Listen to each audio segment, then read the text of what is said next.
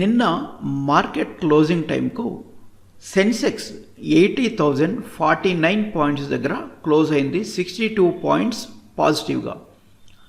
Nifty 50 24,302 దగ్గర close అయింది, 15 points పాజిటివ్గా. నిఫ్టీ బ్యాంక్ 53,103 దగ్గర క్లోజ్ అయింది, 14 పాయింట్స్ పాజిటివ్గా. నిఫ్టీ మిడ్ క్యాప్ 100 56,618 దగ్గర క్లోజ్ అయింది, 325 పాయింట్స్ పాజిటివ్గా. అలాగే టాప్ గెయినర్స్ చూసుకున్నట్లయితే HCL Tech, ICICI Bank, Tata Motors, Sun Pharma, Infosys top గెయినర్స్గా ఉన్నాయి. టాప్ లూజర్స్ని చూసుకున్నట్లయితే HDFC Bank, Bajaj Finance, Wipro, Adani Enterprise, Tech Mahindra top లూజర్స్లో ఉన్నాయి. బజాజ్ ఫైనాన్స్ ప్రాఫిట్ బుకింగ్తో 2% డిక్లైన్ అవ్వటం జరిగింది. అలాగే ఫార్మా స్టాక్స్లో కూడా కొంత బయింగ్ ఇంట్రెస్ట్ మనకు కనిపించింది. లుపిన్ 7% ఇంక్రీజ్ అవటం జరిగింది. Next metropolis, doctor Lal path labs 3% increase అవ్వటం జరిగింది. ఎన్బిసిసి న్యూ ఆర్డర్స్తో 10% ఇంక్రీజ్ అవ్వటం జరిగింది. సిమెంట్ స్టాక్స్ ఈరోజు కొంచెం నెగిటివ్గానే ట్రేడ్ అయ్యాయి. ఐటీడీ సిమెంటేషన్ న్యూస్ వల్ల 15% ఫాల్ అవ్వటం జరిగింది. ఇక బ్యాంక్ స్టాక్స్లో కొటాక్ బ్యాంక్ విషయం చూసుకున్నట్లయితే మొన్న మనకు 4% ప్లస్ ఈ హిండెన్బర్గ్ న్యూస్ వల్ల పడిపోవటం, అదే రోజు ఒక 2% రికవర్ అవ్వటం, మళ్ళీ నెక్స్ట్ డే కూడా ఇంకొక 2.3% రికవర్ అవ్వటం జరిగింది. నేను నిన్న వీడియోలో కూడా చెప్పాను, కొటాక్ మళ్ళీ ప్రీవియస్ ఆల్ టైమ్ హైకి వెళ్ళటానికే ట్రై చేస్తుంది, ఇది ఇంక్రీజ్ అవుతుందని చెప్పాను. అలాగే ఈరోజు కొటాక్ బ్యాంక్ ఏం జరిగిందంటే 1.3% వరకు కూడా రైజ్ అవ్వటం జరిగిందన్నమాట. నిఫ్టీ చూసుకున్నట్లయితే మనకు మళ్ళీ కొత్త ఆల్ టైమ్ హైని నిన్న క్రియేట్ చేయటం జరిగింది. ఇది 6 డేస్ నుంచి కూడా 24,000 పైననే సస్టైన్ అవుతూ వస్తుంది.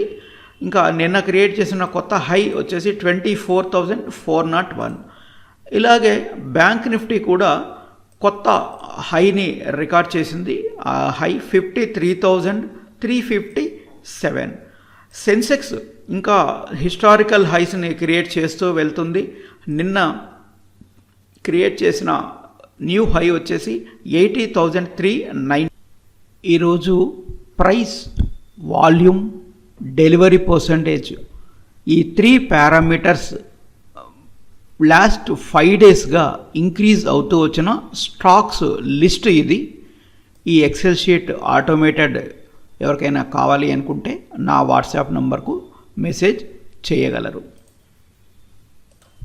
ఇంకా ఈరోజు మనం నిఫ్టీ ఓయి డేటాని చూసుకున్నట్లయితే 24,000 అండ్ 24,500 దగ్గర ఎక్కువ put writings and call writings జరగటం జరిగింది. 24,000 సపోర్ట్గా, 24,500 రెసిస్టెన్స్గా ఉండటం జరిగిందన్నమాట. ప్రీవియస్ వీక్ నేను చెప్పానండి 23,500 అండ్ 24,500 ఈ 1000 పాయింట్స్ రేంజ్లో స్ట్రాంగిల్స్ చాలామంది డిప్లాయ్ చేశారని చెప్పాను. మా స్టూడెంట్స్ కూడా, వాళ్ళందరూ కూడా నిన్న ప్రాఫిట్లోనే ఎగ్జిట్ అవ్వడం జరిగింది.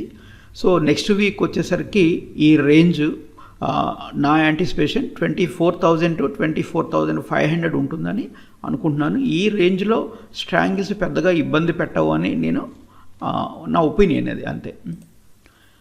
నెక్స్ట్ వచ్చేసి బ్యాంక్ నిఫ్టీ ఓఏ చూసుకున్నట్లయితే 53,000 దగ్గర కొంచెం ఎక్కువగానే కాల్స్ అండ్ పుట్స్ రైడ్ చేయడం జరిగింది. దీని తర్వాత చెప్పుకోవాల్సిన 2 లెవెల్స్ ఏంటంటే, ఒకటి 54,000, ఇది major resistance level, and second one వచ్చేసి 52,500. ఇక్కడ ఎక్కువగా ఎందుకు పుట్ రైటింగ్స్ జరిగాయి అంటే, ఈరోజు హెచ్డిఎఫ్సి బ్యాంక్ కొంచెం ఫాల్ అవటం వల్ల ఈ లెవెల్లో మనకు ఎక్కువగా పుట్ రైటింగ్స్ జరగడం జరిగిందన్నమాట. ఈరోజు మార్కెట్ క్లోజింగ్ టైంలో మనకు హెచ్డిఎఫ్సి బ్యాంక్ Q1 అప్డేట్ వచ్చింది. ఈ రిజల్ట్స్ అంత పాజిటివ్గా ఏమీ లేవు, కానీ రిజల్ట్స్ రావటానికంటే ముందే హెచ్డిఎఫ్సి బ్యాంకు కొంత ఫాల్ అవటం జరిగింది. మీన్స్ ఆపరేటర్స్కి ఈ న్యూస్ కొంచెం ముందే తెలిసి ఉంటుంది కాబట్టి ఇలాంటివి కామన్, అలా జరుగుతుంటాయి. తర్వాత ఐడిబిఐ బ్యాంక్ Q1 అప్డేట్స్ కూడా వచ్చాయి. ఇవి కొంతవరకు పాజిటివ్గానే ఉన్నాయి. ఆర్బిఎల్ బ్యాంక్ Q1 అప్డేట్ వచ్చింది. ఇవి మాత్రం ఈ బ్యాంక్ నెగిటివ్గానే ఉన్నాయి. ఎఫ్ఐఐ డిఐఎస్ డేటా చూసుకున్నట్లయితే FIIs net 2575 crores net by చేశారు. డిఐఎస్ 2375 సేల్ చేశారు. ఎఫ్ఐఐ డిఐఐ ఓఐ అనాలిసిస్ చూసుకున్నట్లయితే లాస్ట్ ఫ్యూ డేస్ నుంచి కూడా ఎఫ్ఐఐస్ మార్కెట్ మీద స్ట్రాంగ్ బుల్లిష్గా ఉన్నారని నేను చెప్తూ వస్తున్నాను. ఈ డేటాను చూసి డిఐఎస్కి అంత క్లారిటీగా లేదని చెప్తూ వస్తున్నాను. బట్ ఎఫ్ఐఐస్ యాంటిసిపేషన్ మనకు రైట్ అవుతూ వస్తుంది. ఈరోజు మార్కెట్ క్లోజింగ్ టైంకి కూడా ఎఫ్ఐఐస్ ఇంకా బుల్లిష్గానే ఉన్నారు. వీళ్ళు బుల్లిష్గా ఉన్నారంటే నెక్స్ట్ డే ఖచ్చితంగా గ్యాప్ అప్ తీసుకుంటూ మన నిఫ్టీ ఆల్ టైమ్ హైని కొత్త ఆల్ టైమ్ హైస్ను రికార్డ్ చేస్తూ పోతూ ఉందన్నమాట.